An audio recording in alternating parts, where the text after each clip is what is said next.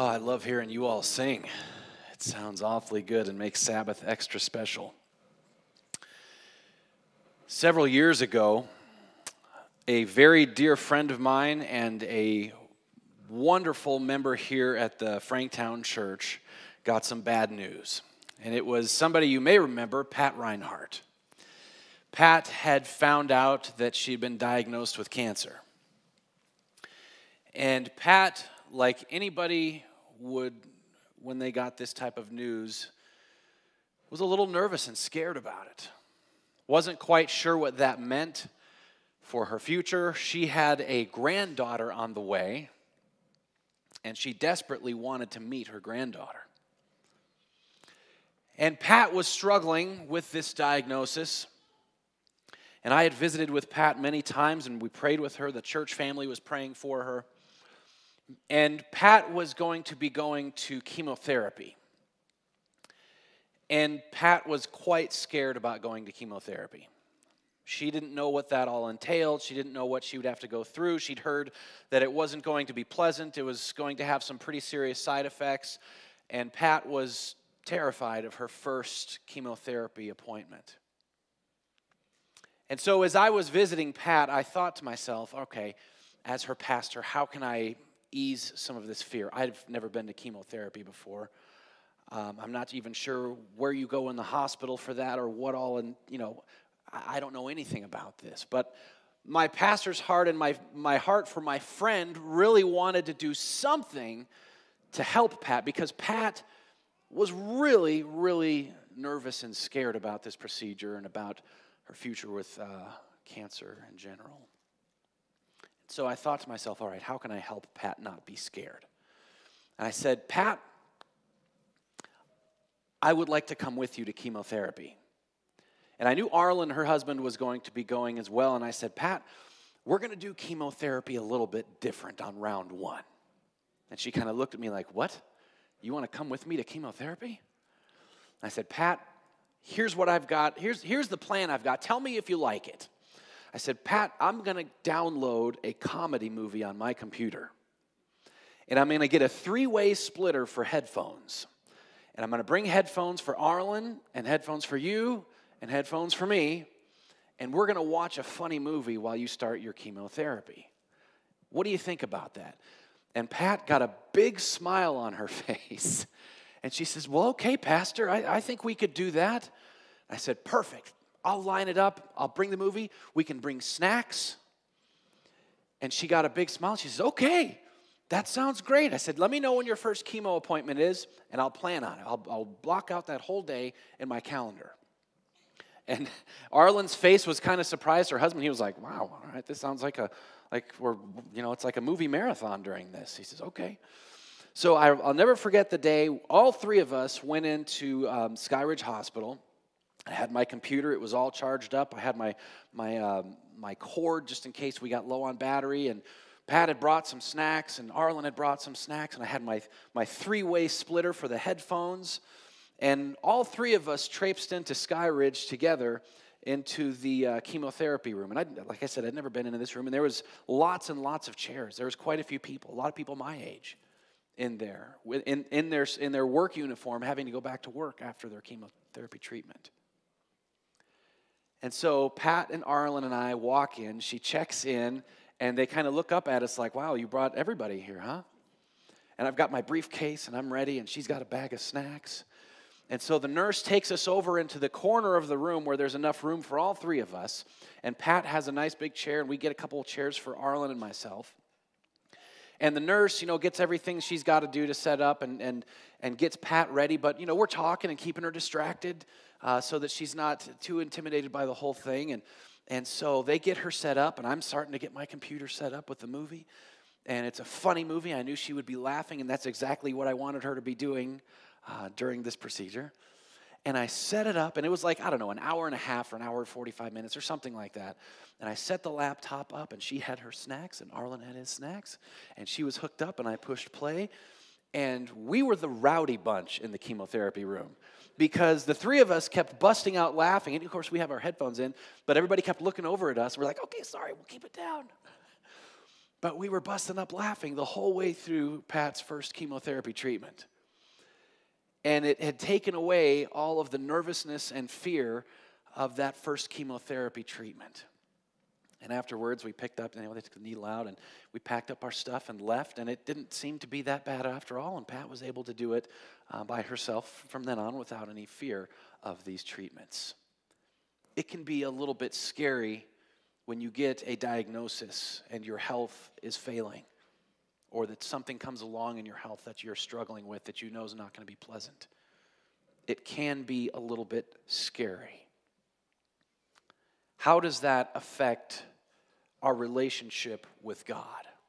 We talked a little bit last week in the book of Job about his experience and the loss that he had within his family and his possessions and his work and his job and his servants. And Job faces a different type of loss as he goes into chapter 2 here. Turn in your Bibles to the book of Job, and we're going to start in chapter 2, a little bit of review of the end of Job chapter 1. He experiences all of this loss, and in verse 22 it says, "In all of this, Job did not sin or charge God with wrong." Amazing. Absolutely amazing. He's experienced all this loss. He's buried 10 children. He stood over the graves of 10 of his loved children. And in none of this does he sin. There's another meeting that happens up in heaven, and it makes me wonder if these are regular meetings that happen. Do these meetings still go on where God calls everybody from around the universe as representatives of where they live and his other creations? Does God still do this? Does he still have these kind of these heavenly board meetings? Who knows? But we see part 2 come in here, and it says, "Again, there was a day when the sons of God came to present themselves before the Lord, and Satan also came among them to present himself before God." Verse 2, "And the Lord said to Satan, 'From where do you come?' And Satan answers the Lord and says the same thing he said in the first meeting. He answers and said, 'From going to and forth on the earth and from walking back and forth on it.' Then the Lord said to Satan, 'Have you considered my servant Job, that there is none like him in all the earth?'" Now picture this as I'm reading through this. Picture the faces of everybody else at this meeting looking at Satan, realizing what Satan has done to Job. The true character of Satan is on full display in this meeting. He is a horrible, horrible being. They all know exactly what he has done to Job. They know that the deaths of everybody, all of his servants, his children, all of the fire coming down, even these seeming miracles, all of this destruction has come at the hand of Satan. Everyone at this table knows that. Let's continue on. God is talking about Job. "Have you considered my servant Job, that there is none like him in all the earth, a blameless and upright man who fears God and shuns evil?" And God continues, "And he still holds fast to his integrity." What does the word integrity mean? It's the quality of being honest and having strong moral principles. Even though all of this has happened, God looks at the devil and says, "Have you noticed that he still holds his integrity? Although you have incited me against him to destroy him without cause." And by this, he's meaning you've made it look like it's me that's doing this to him, and still he is faithful to me. And God stops speaking. Imagine everybody at that meeting thinking, "Man, Job, what an honorable man of integrity." And Satan answers, verse 4, he answers the Lord and says, "Skin for skin. Yes, all that a man has, he will give for his life." And in this, I think Satan is mistaken. All you have to do is look at the lives of the martyrs, and you will realize that to a dedicated Christian, somebody who has dedicated their lives to Jesus, that their lives don't mean anything. Their relationship with Jesus means everything.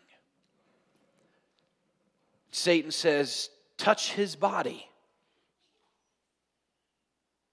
He uses the same thing. He says, stretch your hand out now and touch his bone and his flesh, and he will surely curse you to your face. Again, he uses words that insinuate to everybody that it's God doing this. But the scriptures are clear who is doing all this. It's our adversary. Now, what is it for the second time that is the goal of Satan in regards to this situation with Job? What is it that Satan wants Job to do? He wants Job to say something. It's very clear exactly what the devil wants Job to say. 2 times, he has thrown all of these things in Job's life with the purpose of Job cursing God. That's the goal. That's important to remember because that word curse comes up again in just a little bit. He will curse you to your face. Verse 6, and it says, and the Lord said to Satan, behold, he is in your hand, but spare his life. So Satan went out from the presence of the Lord and struck Job with painful boils from the sole of his foot to the crown of his head. And he took for himself a potsherd with which to scrape himself while he sat in the midst of the ashes. It cannot get any worse for Job. Anybody ever had a boil before? Like one? I've had a boil on my leg one time. It hurt. That thing was painful. It hurt so bad, and it was just one boil. I've heard of some people that have to go get the boil lanced, and the stuff comes out of it. Job gets boils over his complete body. There is no comfortable position for Job to be in. He can't lay down, it hurts. He can't sit down, it hurts. Everything hurts. There is no comfortable position for Job to be in. He is in complete pain all the time. And there's not an ER where he can go to get some good drugs to take the pain down. He is suffering. Not only in his heart and his mind, but his body. The devil is throwing the kitchen sink at this man. His physical condition is so bad that he has to scrape the stuff off of his body. How much can a man take? And then we meet his wife. Verse 9. It says, then his wife said to him, do you still hold fast to your integrity? It's a question. What she's saying is, why are you still holding on to your integrity? Why are you still acting holy? Why are you still acting like you have anything to hold on to? And then she says 4 words. 4 words. Curse God and die. Who's she quoting? Who is she a mouthpiece for? Those are the same words that Satan has been trying to get Job to say for who knows how long. Curse God and die. Words like these can come from unconsecrated wives or husbands. One of the responsibilities of a spouse is to be a spiritual support. And when your spouse is going through it, you need to be there to lift them up, to encourage them spiritually, to help make things better, not worse. You're a team. And God brought you together to help each other, not to be the number one critic. In your relationship, make sure that your connection to God is strong and that you're not being used by our adversary to make things worse in your marriage. Friends, God brought you and your spouse together to help each other, to lift each other up, and you both will go through tough times, but you are blessed to have a spouse that's there to help you. And if your spouse is the one going through it, be there to lift them up and to encourage them, not to tear them down. Be the spokesperson for Jesus in your relationship, not the other way around.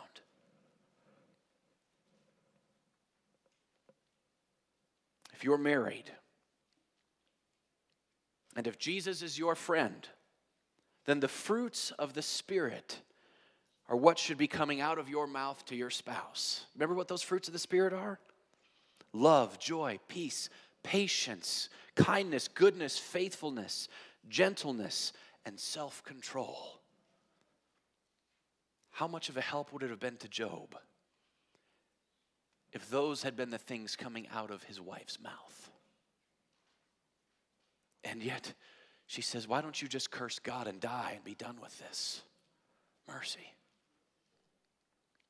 If you are married, be an encouraging spouse and lift your spouse up. Be a helper, lift them up to Jesus. Be a support to them. If you are single and you're looking to get married at some point, look for somebody who's going to lift you up spiritually, not tear you down. Look for someone who's going to be a positive influence spiritually in your life. Job's response is amazing.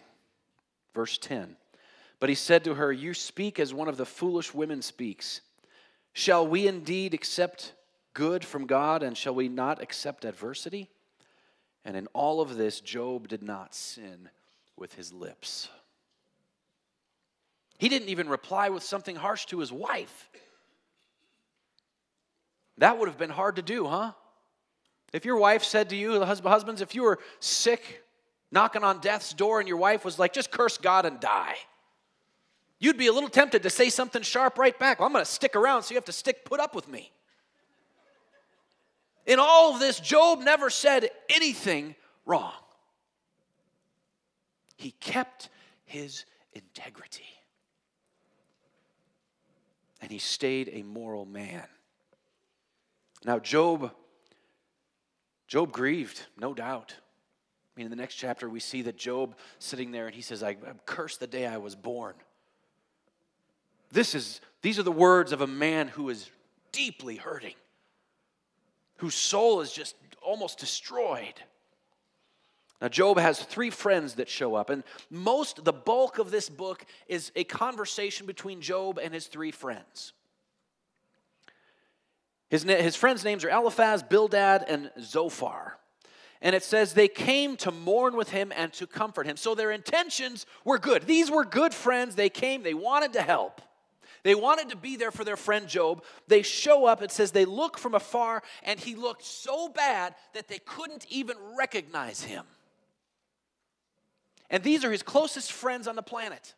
Think of your closest friends. How sick would they have to be? How covered in boils would they have to be for you to walk up and not even recognize them? At the sight of their friend Job, all 3 of them broke down and cried. This is how rough Job looks. This guy is going through the health trials. His friends don't even know him. And again, these friends meant well. They showed up, they wanted to help, but really, these weren't the greatest of friends. They talked to Job, and they're like, Job, you must have done something in your life that's causing this to happen. You should really repent. What is it you've done, Job, that has caused this to happen? And Job's like, I don't know. I was doing everything. I was following. I don't know. Job, there must be something, and they're blaming him.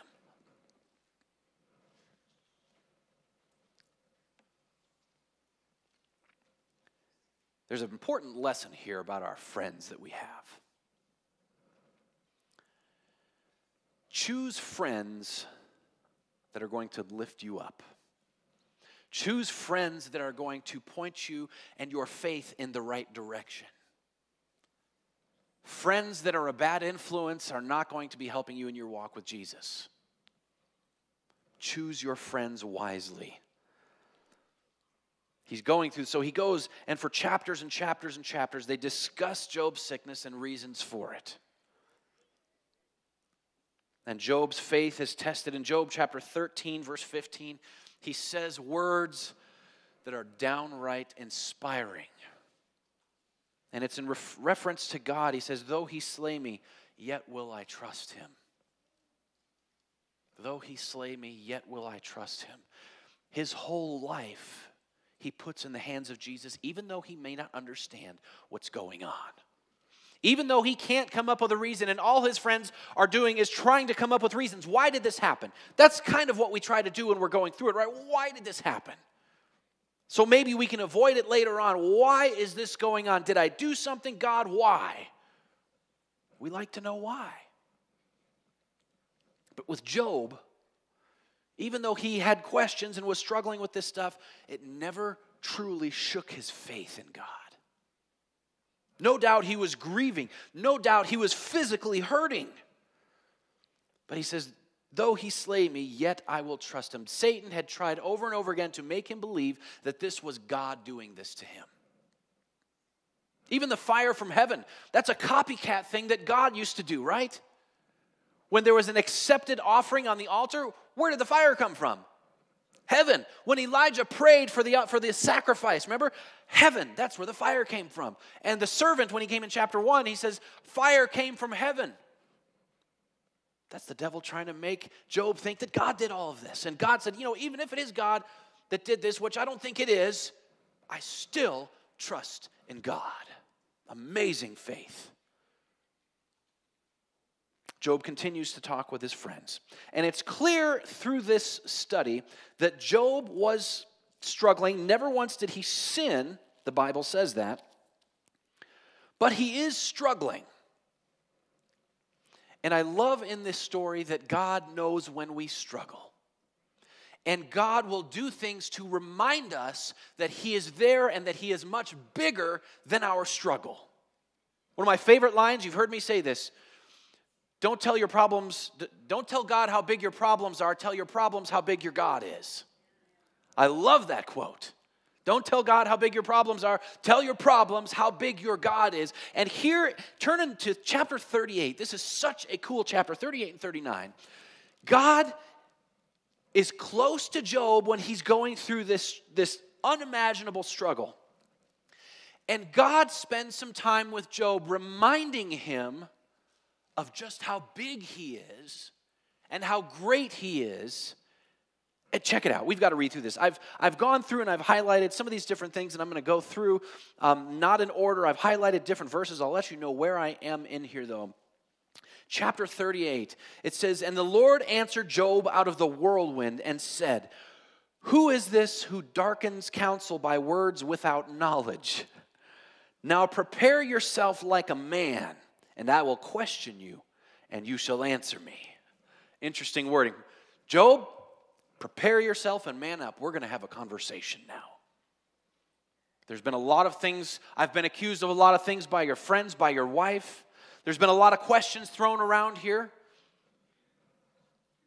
Prepare yourself like a man, and we're going to chat for a minute.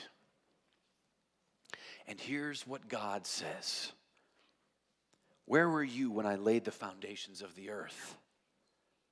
Tell me, if you have understanding, who determined its measurements? Surely you know. Verse 5. Verse 6, to what were its foundations fastened, or who laid its cornerstone?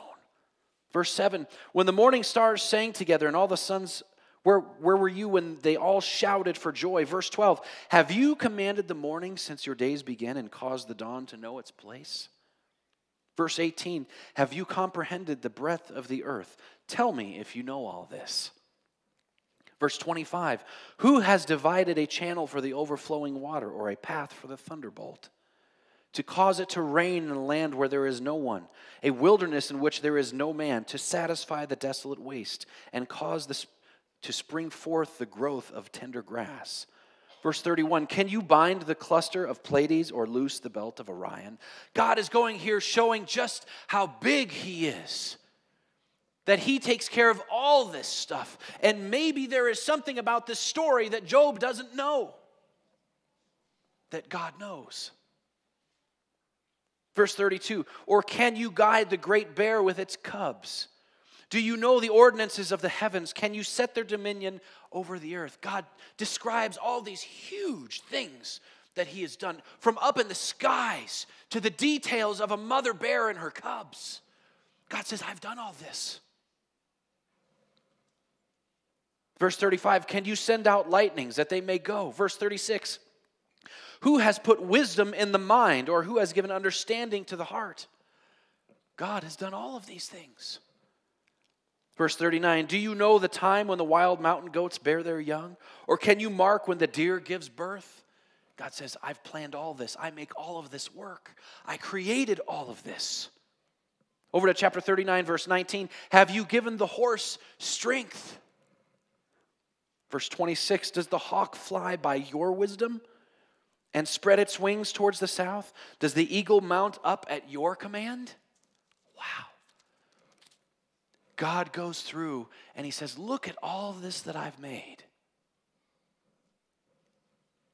Oftentimes, you ever noticed sometimes we pray and we give that God advice? The God that has done all of that, and we're like, God, if you could do things a little bit differently. It seems like this is where it's going. I think this is what should happen. And yet this is the God that we're talking to. The God that created the eagle, that makes lightning come forth.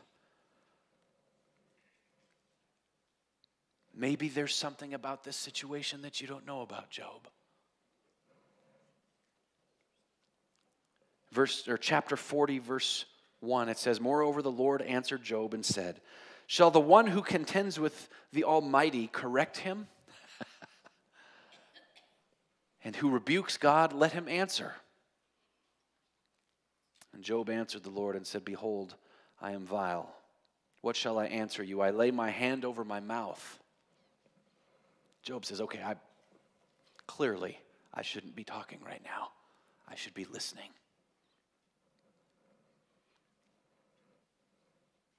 How often, when we're going through struggles in life, do we end up doing most of the talking to God and less listening to God?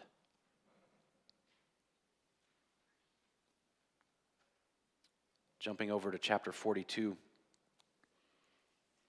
we see that God and Job keep talking a little bit, and Job is having sort of this spiritual reckoning, this coming together with God and an understanding.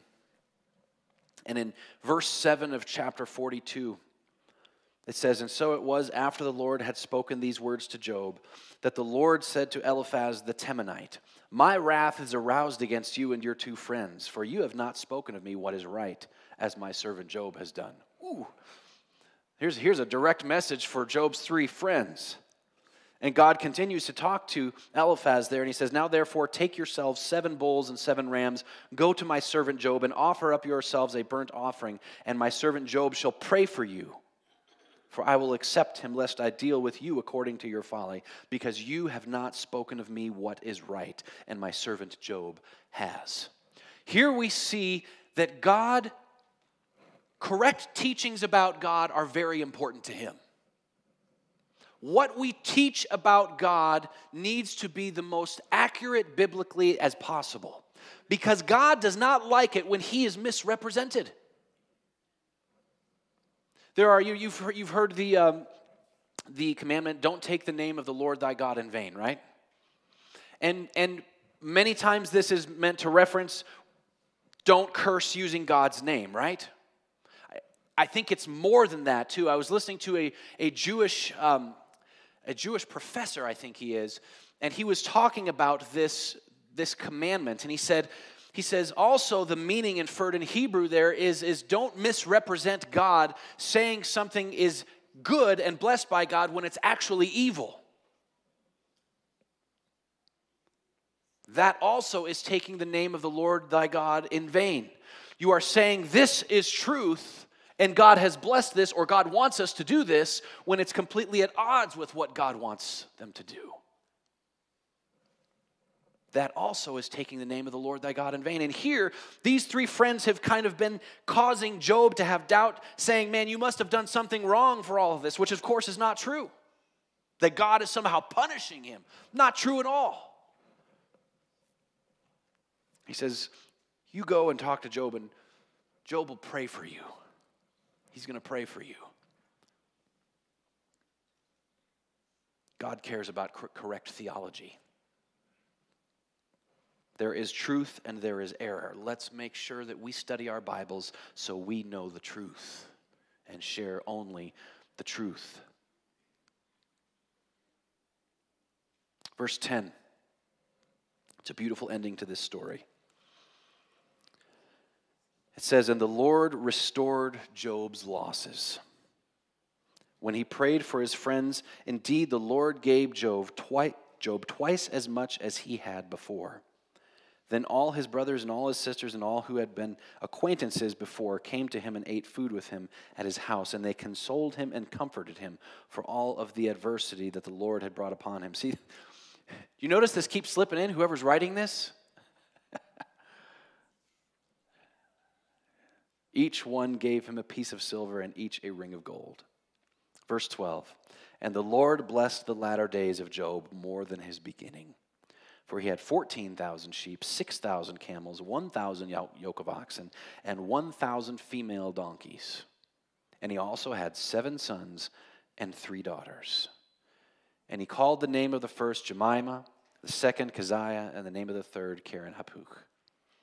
In all the land there were found no women so beautiful as the daughters of Job. God even made his daughters beautiful again. And their father gave them an inheritance among their brothers. After this, Job lived 140 years, saw his children and grandchildren for 4 generations. And Job died old and full of days. In all of Job's life, through the tough times and the good times, Job never lost his integrity. Job never lost his relationship with God, and he always trusted in his God all the way to the end. And God is a God who restores. We have to remember that Satan is the one that takes. God is the one who restores. One of my favorite TV shows, and I don't even like TV shows that much, but back in the day there was a show called Extreme Makeover Home Edition. Anybody ever watch that show? Such a feel-good show. And there was a story in, one of the shows was about a family called the King family. And the King family were from South or North Carolina, I think. And they lived in a small, humble home. They had 3 children. And Mrs. King owned or ran a little daycare. And they turned the garage into a daycare. And it was a very, very old house. And they started to notice that the floor in the kitchen would kind of give a little bit. And they noticed that the kitchen countertops were starting to slope a little bit. The floor just felt soft. Their youngest was a little girl, 9 years old, and she was starting to have breathing problems. They tested her, and she only had like 50% lung capacity. And they had some people come out and test, and there was tons of moisture in the crawl space below, causing a ton of mold that made the joists underneath holding the house up just almost falling apart. And the mold was coming up through the kitchen floor. They also had a leak in their laundry room. The water would flow from underneath, in the laundry room, underneath the wall, into the kitchen, underneath the kitchen tiles, and just settle. No doubt this little girl's breathing problems were probably from the mold that was throughout the whole house. And they had put a video together asking that to ABC that Extreme Makeover come over and help them. So they ended up choosing the King family. And if you've ever watched the show, they have this big bus that pulls up, and the Ty Pennington and his crew roll out, and he's got the megaphone. He's, good morning, King family, blah, blah, blah. And he calls everybody out, and they all come running out and give him big hugs. And they send him on vacation for a week. It's a really cool show. What they do is they give people sort of a fresh release on life by giving them the help that they need to move forward and to deal with the struggles that they have currently in their lives. And a lot of the kids from the daycare came from single moms working, trying to take care of everything. There wasn't a dad in the picture, and they really needed this daycare facility. And they were going to get shut down soon because of the mold problem. So in comes Extreme Makeover Home Edition. They send them to, I think, Puerto Rico on vacation, and they just demolished the house. And what they always do is they have a different crew member kind of responsible for each family member's house. And the little 9-year-old girl loves purses and everything pink. And there's a lady that built and designed her whole room. And she had like a purse building station. She could have her friends and they could all make purses. And it was really cool. And the boy wanted to go to college. And they had a laptop and all kinds of cool stuff that he liked. And they just did the whole thing. The dad liked to paint, and so they built Dad a studio. That's where he could paint, and then they built a whole new preschool right there with all the fun stuff for kids in there. They built a playground in the back, and everything was going to be new for this family. And the mushy, all the feels part of the program is when they bring them back, and they have them behind the bus, and the bus is blocking the new house.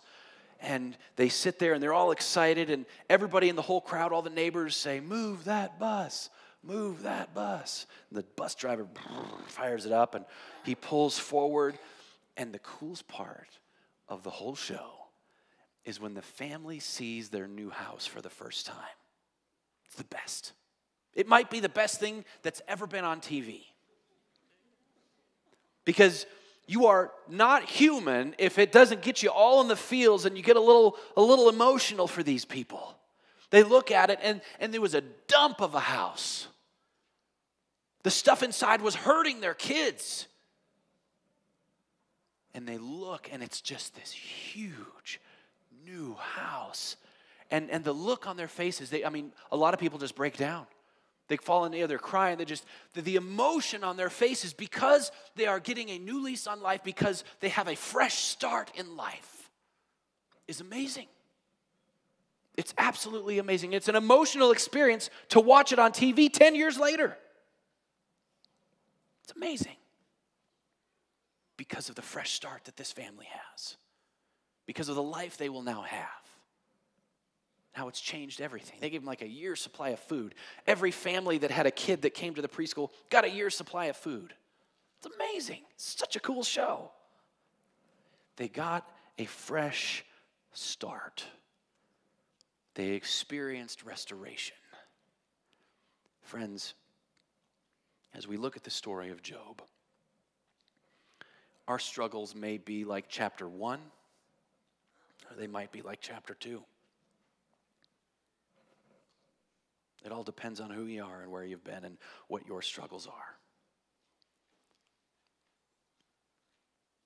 But there is a God who is a restoring God. And the struggles that we have in this life will not last forever. Satan is banking on us thinking that this is it, and to protect our life here that we'll do or say anything. God is banking on you staying faithful to him, because you know who he is and what he's got planned for you.